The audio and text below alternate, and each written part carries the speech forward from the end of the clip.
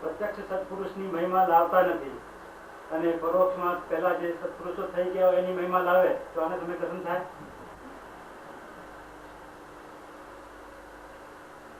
જેને ભગવાનની મહિમા આવે છે એને પ્રત્યક્ષ સત્પુરુષની મહિમા આવ્યા વગર રહેતી જ નથી. સાચી મહિમા એનું નામ કહેવાય કે પ્રત્યક્ષ જે હોય છે ગુરુ, એની મહિમા જેને આવે એને સાચી મહિમા ભગવાનની આવે છે. જેને ભગવાનની મહિમા આવે છે ને વર્તમાન જે ઉપદેશ દેનારા છે એની જો મહિમા નથી આવતી, જે યથાર્થ સત્પુરુષ એની મહિમા નથી આવતી, તો એને ભગવાનની મહિમા પણ યથાર્થ નથી આવતી. એને રૂઢિગત મહિમા આવી છે. એ બે મહિમા સાથે રહેલી છે. જેને ગુરુની મહિમા આવે ને ભગવાનની મહિમા આવે છે. ને ભગવાનને આવે ને ગુરુને આવ્યા વગર રહેતી જ નથી. તો સાચી મહિમા એનું નામ કહેવાય.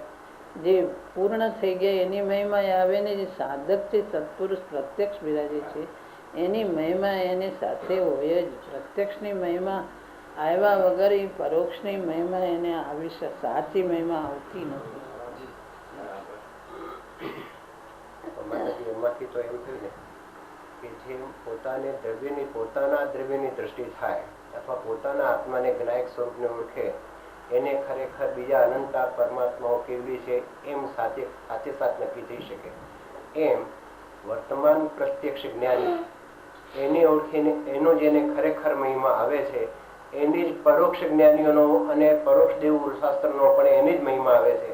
પણ જેને પ્રત્યક્ષ સત્પુરુષનો મહિમા અથવા પ્રત્યક્ષ જ્ઞાનીનો મહિમા આવતો નથી એને ખરેખર પરોક્ષ જ્ઞાની કે પરોક્ષ દેવ ગુરુ શાસ્ત્ર એ કોઈનો ખરેખર સાચો મહિમા આવ્યો નથી. કોઈનું નથી આવ્યો. પ્રત્યક્ષ નું નથી આવતો ને પરોક્ષ નું આવ્યું નથી.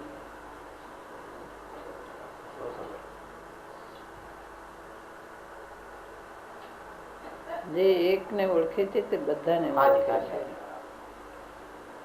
અને શરૂઆત જેમ અહીંયાથી આત્મામાંથી થાય છે એમ અહીંયા પણ વર્તમાન પ્રત્યક્ષ જ્ઞાનીથી શરૂઆત થાય છે. પ્રત્યક્ષ જ્ઞાનીથી થાય છે. ભગવાનને કોણ ઓળખાવે છે? પ્રત્યક્ષ ગુરુ હોય તે ઓળખાવે છે. વિતરાગ કોને કહેવાય, ભગવાન કોને કહેવાય, એ બધું પ્રત્યક્ષ જ્ઞાની જે છે પ્રત્યક્ષ ગુરુ તે ઓળખાવે છે. કે ભગવાન કેવા હોય, વિતરાગી હોય, એની દિવ્ય ધ્વનિ ઈચ્છા વગર છૂટતી હોય, ભગવાન આત્મામાં સમાઈ ગયા હોય, એ બધું સ્વરૂપ પ્રત્યક્ષ જે ગુરુ છે તે સમજાવે છે. પ્રત્યક્ષ ગુરુ વગર ભગવાનનું સ્વરૂપ એ સાચું ઓળખી શકાતું નથી. માટે તે ભગવાનને ઓળખી શકતું નથી. અને પોતાને જે કોઈ દોષ છે માનાદિક એ પણ પ્રત્યક્ષ જ્ઞાનીથી જાય છે.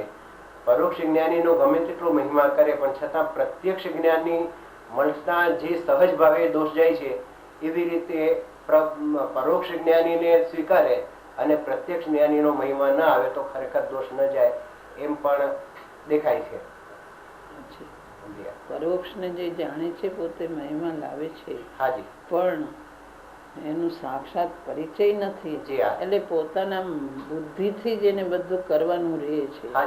એના મગજમાં જે ઉતરે તે પ્રમાણે કરે છે ને પોતાની બુદ્ધિથી સ્વીકારે છે, પોતાની બુદ્ધિથી આગળ જાય છે.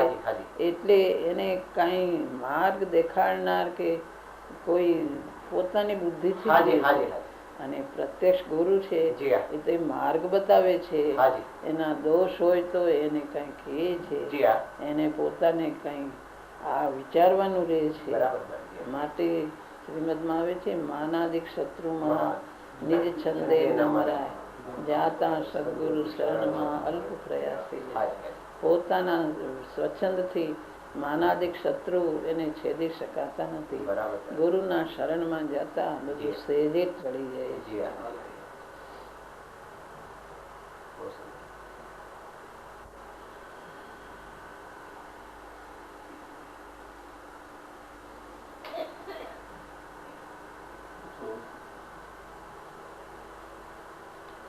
સાધક ને કેમ ચાલવું એનો માર્ગ ચોખ્ખું કરી દે ગુરુના ઉપદેશથી.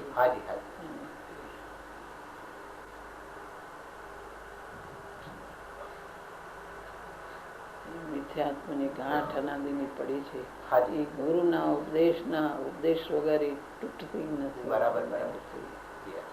ભ્રાંતિની ગાંઠ પડી છે, સ્વચ્છંદ પડ્યો છે અનાદિનો.